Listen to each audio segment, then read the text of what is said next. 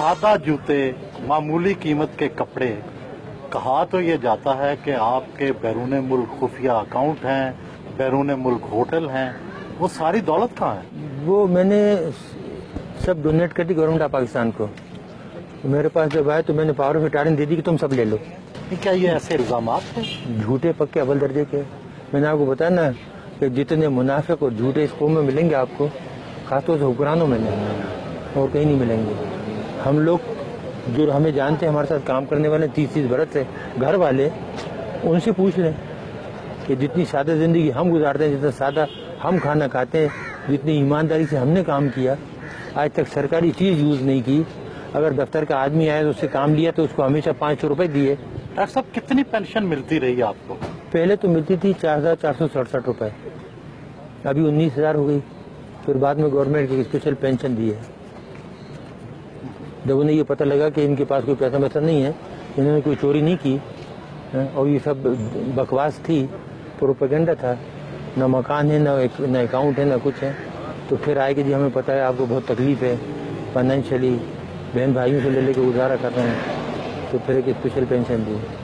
कि आपकी टीवी की एक औरत होती जो पहले सब्जियाँ बेचती थी, वो एक दिन एक प्रोग्राम में कह रही थी, बहुत दिन हुए, तो जी इनके 23 प्लाट हैं इस्लामाबाद में, 23 बंगले। एक और साहब हैं जो अपने आप को बहुत बड़ा मशहूर कंपेयर कहते हैं, वो कहने लगे कि जी ये तो ठीक है इनको बंद कर दिया, लेकिन इनके जो मिलियंस बाहर रखे हैं वो भी तो मंगाओ। तो कितने प्लाट आपके हैं इस्लामाबाद में? पूरा इस्लामाबाद, पूरा पाकिस्तान मेरा नहीं, वैसे जहाँ जैसे आपकी जाती मलकियत कितने हैं? मेरी जाती मलकियत जो घर आपने देखा था वो है, और एक बनीगला में जो हमने बनाया था, और उसके कागजात मौजूद हैं, पैसे जिस तरीके से हमने लगाए। ये इल्जामात क्यों लगाए? इस मुल्क में झूठ बोलना, दरोगोई तो कामन है ना, जिस पे जो चाहे इल्जाम लगा दो। जो चोर हैं, डाकू, उन पे इल्जाम नहीं लगते।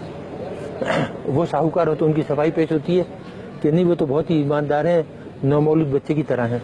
एटमी मुल्क पाकिस्तान में हर तरफ लोड शेडिंग के अंधेरे हैं, क्या न्यूक्लियर तवानाई से ये मसला हल हो सकता है? ये हो सकता है बहुत। देखिए, अगर आप करना चाहें, कोई काम भी आप करना चाहें तो उसको आप नेशनल लेवल पे लें, नेशनल पॉलिसी बनाएं, गाइड करने वाले सही हों, लेकिन जहाँ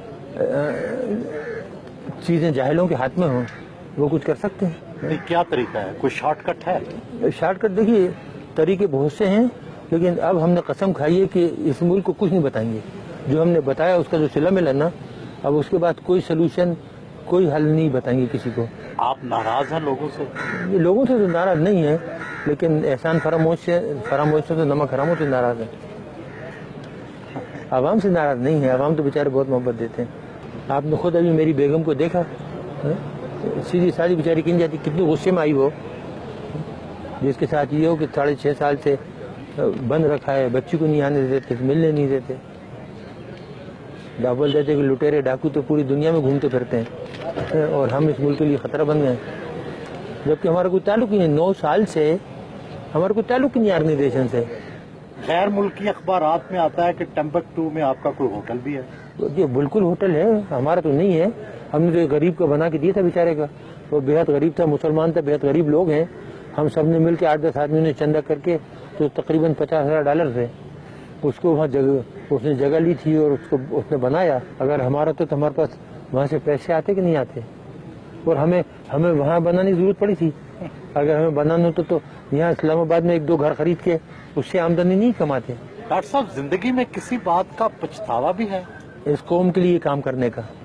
वो ये होता है, कभी कभी आदमी सोचता है ना कि कोई और काम करता, तालीम की तरफ ध्यान देता बजाय ये काम करने के ना, एजुकेशन की तरफ प्रोफेसर बन जाता। मेरे पास बहुत पेशकशें थी, लेकिन एकदम ये जब हिंदुस्तान ने धमाके किया तो 74 का, तो फिर मैंने देखा कि पाकिस्तान का जो वजूद है खतरे में पड़ गया है, तो इसलिए वो काम छोड़ के तो इधर आ गया।